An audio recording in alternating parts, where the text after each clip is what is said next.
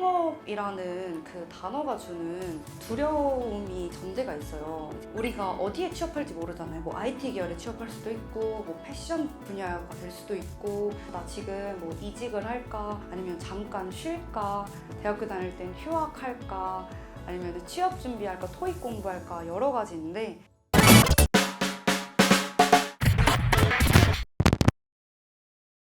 우리 김혜인 대표 큰 박수로. 아니 잠깐만. 아까 A반은 이거의 2배였어 정확히 박수가. 자, 박수로.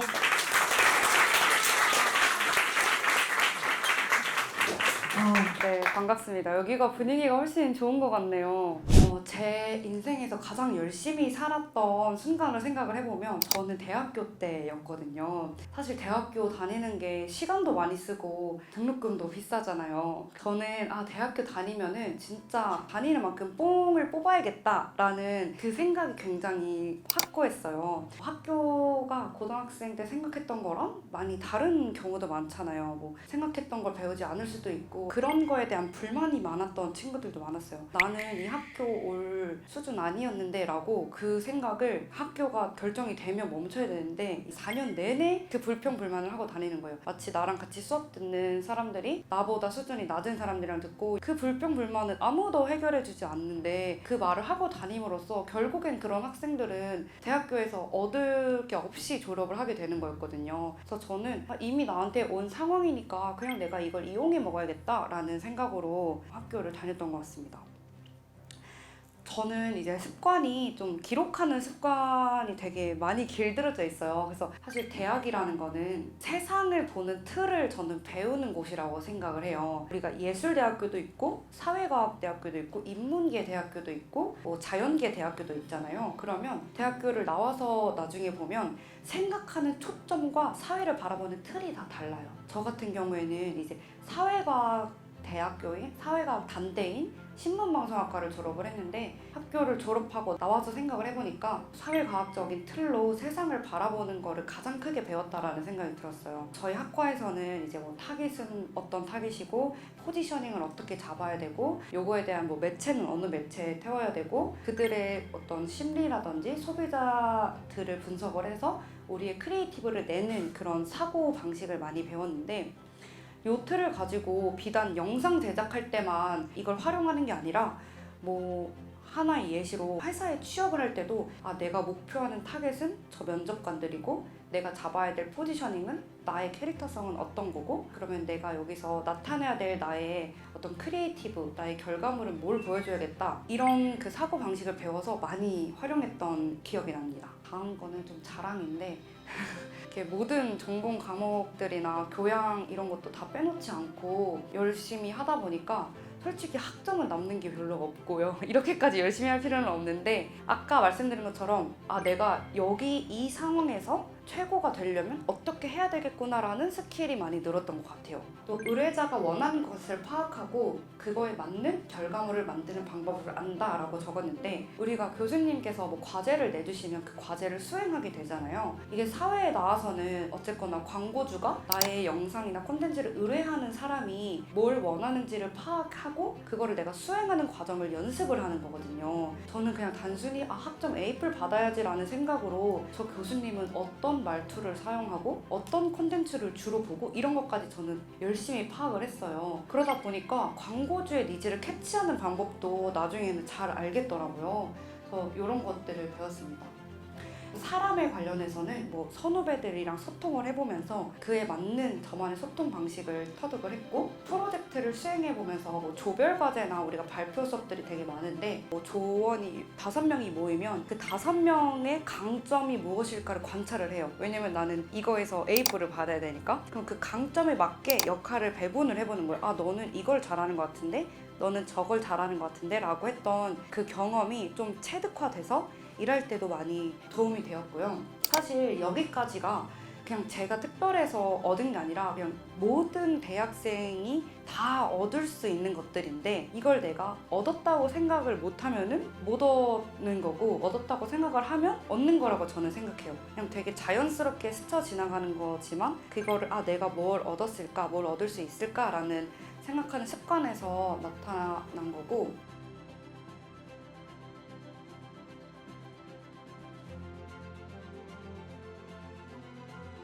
사업이나 돈 쪽으로는 저는 이제 장학금, 성적 장학금을 4년 내내 받았고 거기에 이제 공모전이나 대외 활동 같은 거를 열심히 해서 그 장학금으로도 돈을 많이 벌었었습니다. 그리고 프리랜서부터 1인 사업, 그리고 법인 회사까지 대학교를 다니면서 운영해 보면서 내 페이가 어느 정도이고 시장에서 나를 얼마나 찾아주는구나, 안 찾아주면 이런 건 안 찾아주는구나 라고 체득을 할 수 있었습니다. 저희 학과는 발표 수업이 굉장히 많았어요. 한 학기에 그게 이제 2개였어요. 하나는 내 개인 발표를 준비하는 거, 하나는 우리가 과제 실습을 열심히 해서 하나를 발표를 하는 거.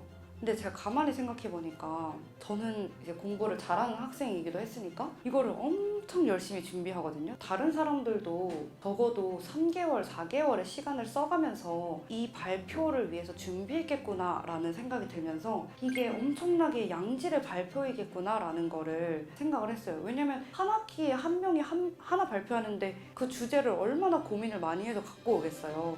그래서 저는 제 개인 발표뿐만 아니라 다른 이제 사람들이 발표한 것도 수업이 끝나면은 조교님 컴퓨터에 가가지고 제 외장하드 꽂아서 그 발표들을 다 모았어요. 모든 수업에서 교양, 모든 전공 그렇게 4년 동안 PPT 발표 자료랑 그런 리포트들을 다 모았고 졸업했을 때는 진짜 몇백 개의 그 PPT를 얻을 수 있었어요. 근데 그게 정말 자산이 됐던 게 뭐냐면 우리가 어디에 취업할지 모르잖아요. IT 계열에 취업할 수도 있고 패션 분야가 될 수도 있고 식품 쪽이 될 수도 있고 한데 빠르게 내가 정보를 캐치해야 되는 순간이 왔을 때 되게 막막한데 그 PPT들이 여러 주제들이 있으니까 거기에 컨트롤 C, 컨트롤 F만 해서 검색을 하면 거의 다 나오는 거예요. 그래서 진짜 내가 필요한 순간에 쉽고 빠르게 양질의 정보를 또 체득할 수 있었습니다. 그래서 여러분들한테도 정말 추천을 드리는 방법이에요.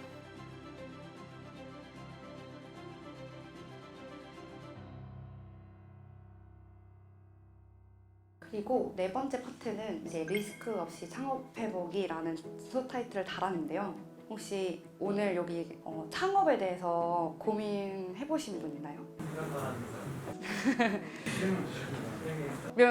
실행 리스트 꽤 많이 있죠 여기. 그러면 질문 하나 해도 될까요?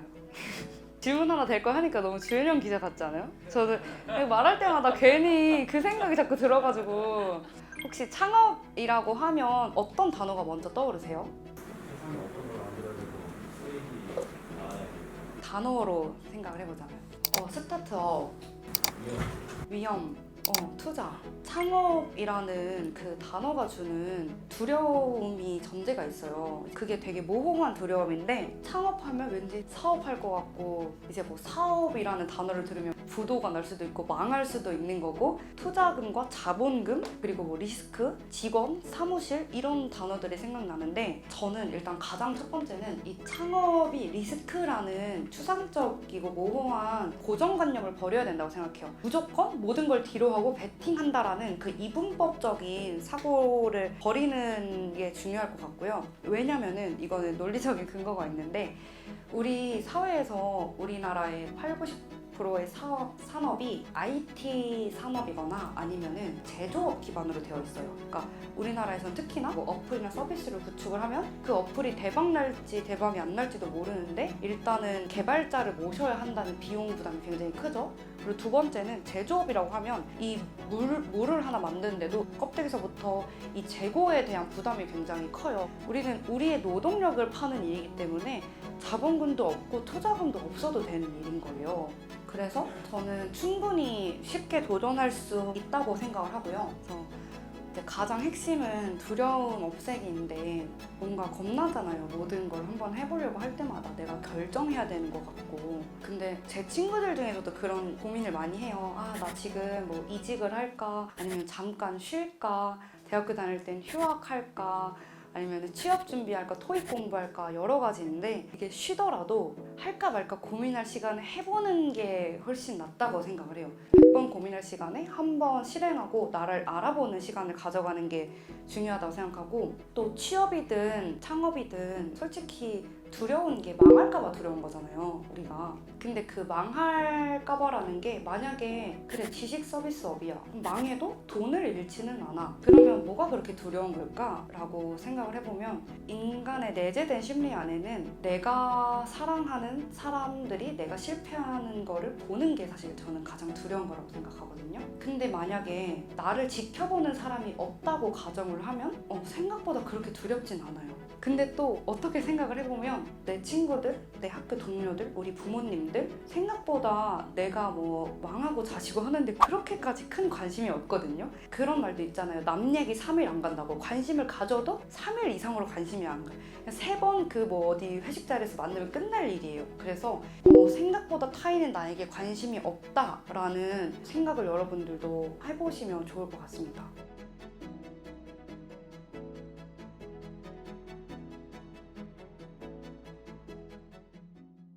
그래서 어떻게 하는 건데? 라는 그런 생각을 되게 많이 했거든요. 그래서 가져와 봤는데 현실 가능한 창업으로 스펙 쌓기 방법론이에요. 첫 번째는 첫 고객 10명 만들기, 두 번째는 내가 갖고 있는 강점 설계하기, 세 번째는 디지털 노마드 시스템으로 시작해보기인데요. 질문에도 그런 이야기가 많더라고요. 아무것도 포트폴리오 없었을 때 처음 고객을 어떻게 영업하셨어요? 라는 말을 많이 듣는데 저도 그냥 대학교만 딱 졸업했던 시점에 포트폴리오가 하나도 제대로 된 게 없고 광고주가 예를 들어서 이런 의뢰가 와요. 뷰티 커머스 영상 하나 만들고 싶습니다. 관련된 포트폴리오 보내주세요 라고 했는데 관련된 포트폴리오가 없는 거예요. 저는 대신에 여기 이케아 기획안인데 이건 대학교 때 과제로 했던 거예요. 가구 회사에 대해서 기획을 해본 거는 있고 그래서 논리적인 기획 실력 미리 볼 수 있는 자료는 있고 뷰티 브랜드 기획이랑 편집은 안 해봤지만 촬영을 해봤던 경험은 있어요. 그래서 촬영 실력 미리 보기 이렇게 해서 촬영 실력에 대한 파트를 만들고 편집, 커머스 영상 같은 걸 원하시니까 이런 편집을 원하시는데 요거는 또 뷰티 내용은 아니거든요. 그래서 요거는 편집 내용만. 그래서 이렇게 포트폴리오가 없어도 고객을 어떻게든 설득을 해야 되기 때문에 조각조각 포트폴리오를 내는 거예요. 그래서 고객사한테 보낼 때도 그냥 이런 형태로 보냈어요. 저는 촬영은 이런 식으로 할 거고요. 편집은 이런 식으로 경험이 있고요. 기획은 이런 식으로 할 겁니다. 라고 좀 번거롭지만 이 작업을 몇 번 반복해서 첫 고객 10명 유치하기를 진행을 했었습니다. 그리고 두 번째는 이거는 그냥 슬라이드는 만들지 않았는데 내 강점 활용하기예요. 간략하게만 말을 하자면 제가 신문방송학과를 나왔다는 점, 20대 초반 여자라는 점, 그때 유튜브랑 페이스북 보는 걸 전 진짜 좋아했거든요. 그런 거를 내 강점이다 라고 확신을 해서 그런 내 강점이 드러날 수 있는 말을 많이 했어요. 사실 미팅을 가거나 이러면 무시하는 사람들도 많았어요. 보통 영상 제작하려고 하면 5팀 정도를 미팅을 쭉 잡아놓거든요, 광고주들이. 그러면 저 빼고는 다 이제 30, 40대 감독님 분들 있잖아요. 그런 분들이 오는 거예요. 그때 어린 여자애가 왔다라는 거가 튀어 보일 거라고 생각을 했고 약간 이건 저만의 그냥 스킬인데 이제 은근슬쩍 이게 사실 경쟁사회니까 어쩔 수 없어요. 은근슬쩍 이렇게 내가 돋보일 수 있는 말을 해요. 사실 이런 뷰티 촬영은 뭐 실력도 중요하지만 제품을 이해하는 게 중요하잖아요. 저는 이제 20대 딱 타겟 여자니까 실제로 써봐서 제가 더 잘할 것 같아요. 뭐 다른 분들은 뭐 남자분들이 많이 오셨죠? 이렇게 약간 너스레를 떨면서 저한테 유리한 쪽으로 좀 가져왔었습니다. 그리고 이런 거 요즘 트렌드네요. 저는 이런 유튜브나 이런 거 워낙 많이 봐서 확실히 젊은 사람들이 잘할 수 있을 것 같아요 라고 그런 식으로 약간 영업을 했었어요.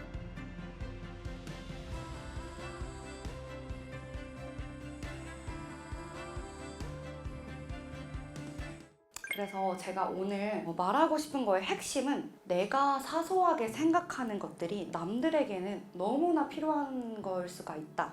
내가 갖고 있는 사소함을 상품화시키자인데요. 제가 이 강의를 준비하면서도 저희 엄마한테 한번 물어봤어요. 엄마, 나는 어떤 특징이 있는 것 같아? 라고 하니까 너는 진짜 별거 아닌 것도 꼭 상품화를 잘 하더라? 이런 말을 하면서 너 어릴 때도 진짜 집에서 나는 생각지도 못했던 그렇게 험책 같은 거 알라딘 중고서점 팔면서 돈으로 바꿨잖아. 약간 이런 말을 하시는 거예요.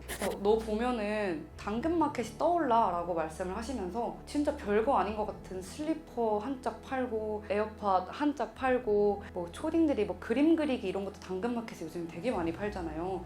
아무도 안 살 것 같은데 다 팔린단 말이에요. 그런 것처럼 너는 되게 별거 아닌 거에도 상품화하는 능력이 되게 좋은 것 같아 라고 말을 해주셨고, 제가 생각을 해도 내가 사소하게 생각하는 것들이 남들에게는 결코 사소한 게 아니고 당근마켓처럼 그것을 어떻게 상품화로 바꾸는가가 우리가 조금 더 이 사회에서 나만의 아이덴티티를 갖고 나아가기 중요한 포인트라고 생각을 합니다.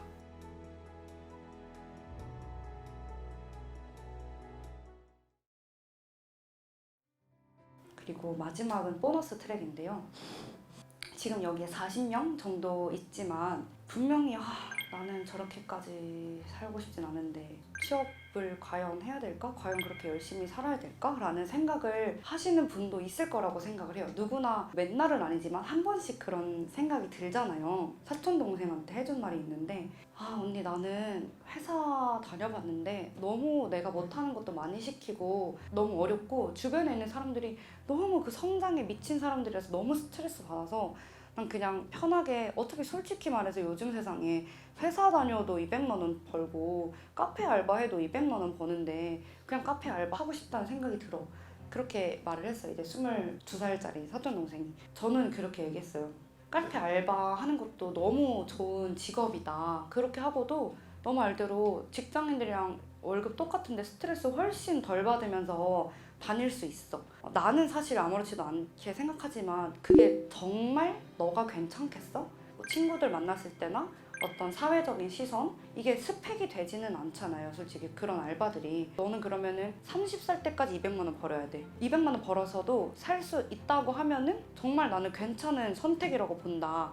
그치만 너가 그거를 정말 너가 감당할 수 있는 결과인지 한번 생각을 해보면 좋겠다라고 말을 했어요. 굳이 열심히 살아야 될까요? 요거의 정답은 나만 괜찮으면 저는 된다고 생각을 해요. 뭐 욜로족도 있고 돈은 못 벌지만 자기 인생 즐기면서 사는 사람도 많잖아요. 저는 그 사람들이 오히려 위너라고 생각하거든요. 적은 돈으로 행복하게 사니까. 근데 그 결과가 정말 내가 감당할 수 있는 정도인지 생각을 해보면 좋을 것 같아요. 예를 들어서 저는 고등학교 때 그렇게 대학교에 대한 욕심이 없었어요. 그러면 주변에 선생님들이 인서울 못하면 너 진짜 회사 지원서에서도 서류 탈락도 될 수 있고 사람들이 사회에 나가면 인서울 못하는 사람들 알아주지도 않고 취업에서도 더 힘들 수도 있고 너 그거 평생 대학교 꼬리 붙는다? 라고 말을 했을 때 그래? 근데 그건 나 감당할 수 있을 것 같아 라고 생각을 했어요. 그리고 감당했어요. 그러면 되는 거예요. 그러니까 회사도 그렇고 사회도 그렇고 모든 게 나만 괜찮으면 저는 된다고 생각을 합니다. 여러분들도 사소하게 학교 가기 싫을 때 그럼 난 지각으로 표시되고 성적에서 몇 점 정도 깎이는 게 괜찮으면 안 가도 되고 안 괜찮으면 가야 된다고 생각을 해요. 그래서 결과론적으로 생각을 해보면 좋을 것 같아요. 오늘은 여기까지 준비를 했습니다.